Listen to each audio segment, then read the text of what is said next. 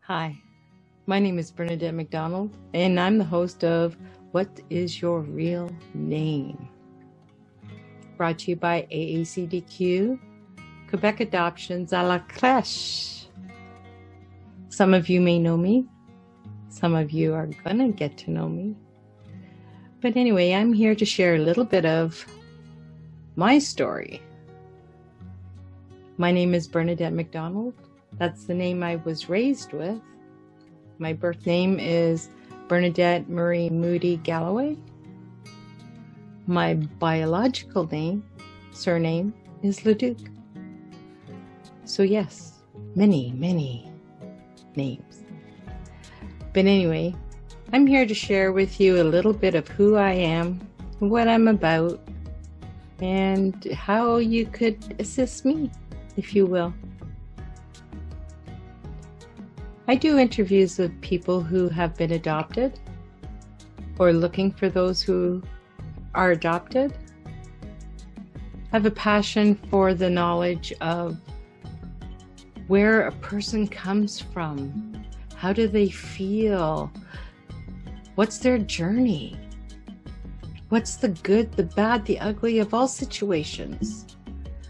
Who are the trendsetters? Who are the ones changing laws? Who are the ones that spend endless amount of hours helping people find family? What's your story? Is it unique? Is it the same as somebody else's? Is it completely different? Is it a story that you haven't heard out there yet? Is it a story that you would allow me the opportunity to share? Anyway, get back to me for a moment. My name is Bernadette McDonald, and I was born April 9th, 1960, Montreal, Quebec, Canada. I was born a twin. I have a twin sister. The sad part of that is a pre-adoption was arranged prior to my birth. She was born first, 20 minutes prior to myself. The legalities were already in motion. If I was born first, I would have been adopted. But as is, she was baptized Bernadine. I've always had the name Bernadette. And I was raised by our biological mom. That came with all kinds of dynamics. A little bit of resentment, if you will, on both parties, not just me to my mom or my mom to me. There were so many potholes in our life. There were so many situations in our stories that we clashed. We clashed. Totally different era. We're talking 1960. It wasn't until I was 15 years old that I found out the father who raised me, in a sense, was my stepfather. I had also found out at that point, in some respects, confirmation of a twin sister. It's not that I had not ever heard of this prior. I had. But at that point, up to that point, it was just, I took it as talk. Oh yeah, okay, yeah, you gave away a kid. Yeah, okay, I don't believe you. But yeah, I found out in the courts when I was emancipated from my family. Needless to say, there was a little bit of resentment thereafter, finding out more details that I was not privy to. So my journey with my mom, our mom, was a bittersweet one. I mean, I was raised 90% of my life in the foster care system. So I never really got to know my mom.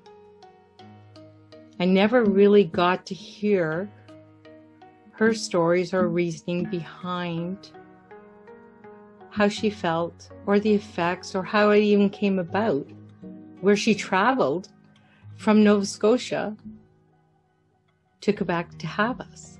Yes, I do know a little bit of that story, but now with hindsight, there were so many questions I could have asked.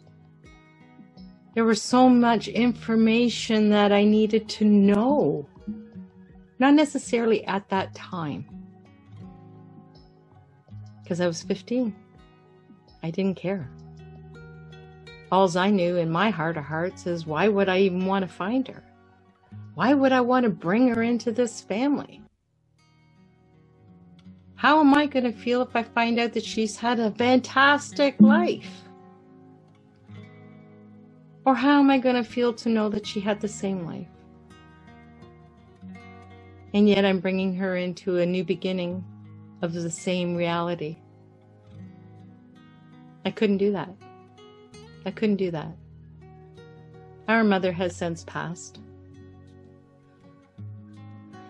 I still am searching for my sister. And in this journey, it made me have a passion. A passion for the what ifs. What if I find her? What do I really know about adoption? How many circumstances are out there? How many situations that are so different from one another are out there? Where and who are the people who change the laws? Why is it that every province in Canada, which is where we are from, is so different on adoption? Why is this not at a federal level? DNA, as far as I'm concerned, changed a lot of women's rights. A lot of parents who gave up those children. Do I understand their privacy and wanting their privacy? Absolutely. But DNA changed that for a lot of people. I'm one of those. DNA changed me. DNA changed my outlook on how I perceive adoption, how I perceive somebody else who's been adopted. What kind of questions do I want to know? What answers am I looking for? This all brings me back to the videos we do. It's sharing those stories. It's sharing those moments. It's being vulnerable. It's speaking the truth. The stuff that most people either want to know or they don't. There is no, in a sense, happy medium, I feel. Correct me if I'm wrong. But everybody has a right to be heard on all aspects of adoption. Yes, there are a lot of YouTube videos out there. There are a lot of shows out there. There's Long Lost Family. There's W5. There's movies. You know, there's actual live stories of people who've been separated at birth or divided. So many things that, for me, I wonder, okay, are any of those potentials, situations, is my sister in? Where would she be coming from? What lifestyle? Does she even know she's adopted? What ifs? All these what ifs.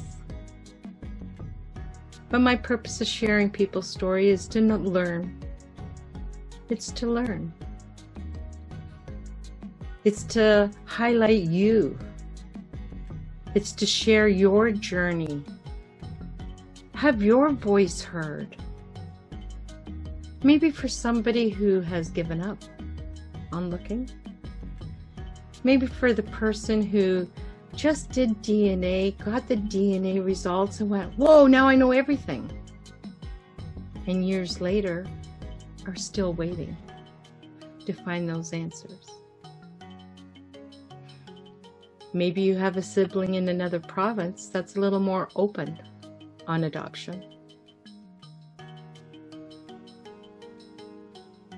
Why is it good for one and not for the other?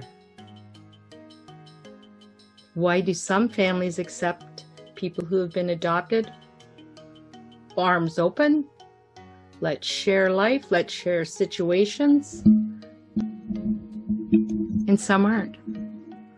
Or some say, yeah, all great and dandy. Hang on, let's meet. And then all of a sudden, it's birds chirping. You've sent that wonderful email off to a distant cousin or a first cousin or somebody who's a potential grandparent or parent to not ever get a response. You've gotten responses from people.